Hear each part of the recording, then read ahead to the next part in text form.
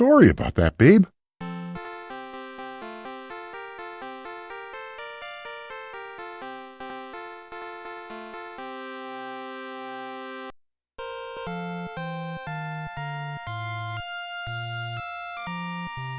So yeah, I said I was going to do a Bitscast for Dragon Warrior since I already previously did a review that's honestly still not too bad, but the truth is the Bitscast don't really do much for my channel growth, and at the end of the day the heart of this channel still revolves around my reviews. So in an effort to continue forward and better any previous entries, let's re-dive back into Dragon Warrior on the NES. Dragon Warrior, also known as Dragon Quest in Japan, is the first entry in the famed RPG series. Originally developed by Chunsoft and published by Enix in Japan, Dragon Warrior was localized and released in North America and published by Nintendo in August of 1989. Now, this game was released on a few consoles and later remade a myriad of times, but for the purpose of this review we're going to be focusing solely on the NES North American version of Dragon Warrior. Dragon Warrior is a single-player role-playing game where you take control of the hero coming from a land beyond that of Alefgard.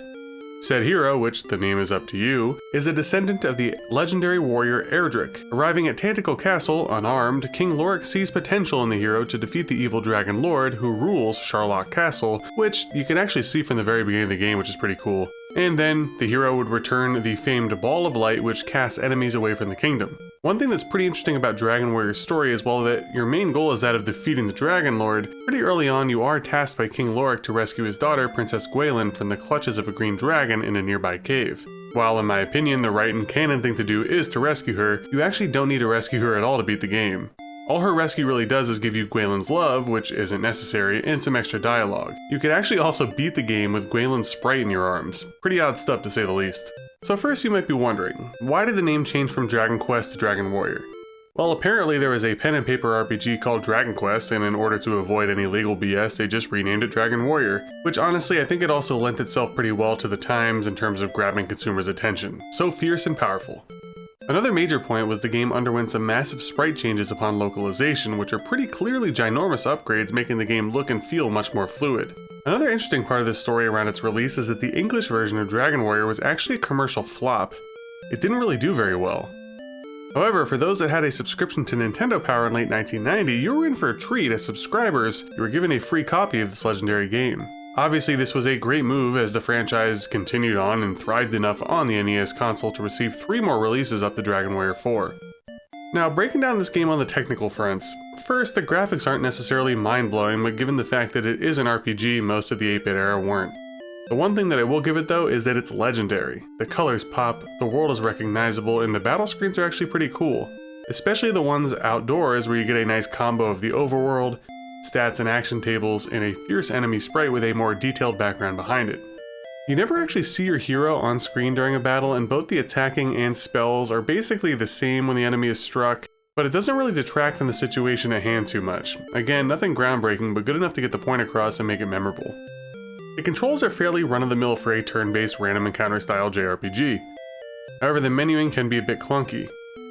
One thing that might be very jarring to somebody that didn't grow up with this game is the fact that you manually have to select an action for many different things, such as opening chests and going downstairs. Normally this would be done either by, walking automatically in the case of the stairs, or by pressing a confirm type button in the case of opening chests, doors, or what have you. Thankfully this was addressed and fixed in later releases of the game, and I will admit upon first playthrough this caught me off guard in a big way. However, as time has gone on, it's kinda second nature at this point and it really doesn't bother me. Musically, much like the graphics, I feel that Dragon Warrior doesn't offer too much, but the tracks that are there are very memorable and will be stuck in your head long after turning off the console. Lastly, the difficulty and fun factor. Dragon Warrior is not an easy game. It often just comes down to a numbers game and RNG. Sure, there's actually ways to RNG manipulate yourself through the game at low levels, but since that is a high level skill for the end user, you will likely be slogging your way through Alefgard hoping for some well-timed crits and some high experience, low resistance enemies in order to grind efficiently. Grind being the key word here. You'll be grinding. A lot. There's pretty clear level thresholds for various sections of the game, not just for your general stats, but also in order to learn specific spells to make your quest more tolerable. And of course the early to mid-game grind for gold to get yourself some better equipment.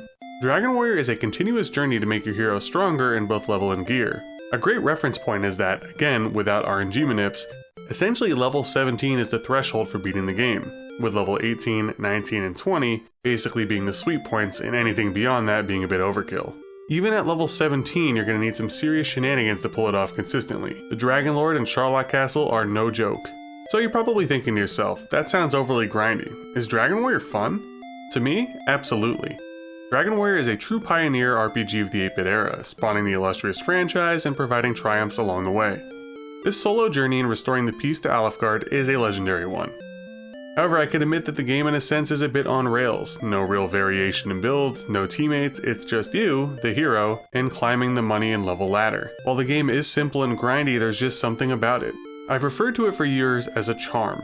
This charm is possibly something that you might not see or experience unless you play for yourself. I've beaten this game, I believe, 4 times since my sophomore year of college back in 2007 or so obviously despite its shortcomings, there's something that pulls me back. While Dragon Warrior might not knock your socks off from a technical standpoint, it will charm the hell out of you, assuming you're an RPG fan of course.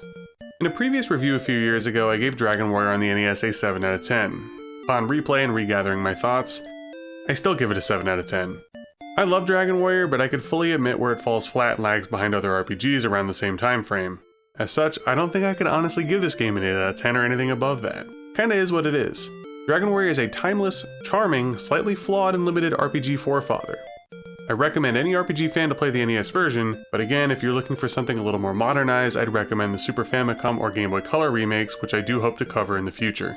If you've enjoyed this review, please consider liking, commenting, and subscribing if you haven't already. I do my best to reply to all comments in all videos, and if you're interested in more Dragon Warrior content, please check out the pinned comment or description below for my playthrough and unboxing. Take care.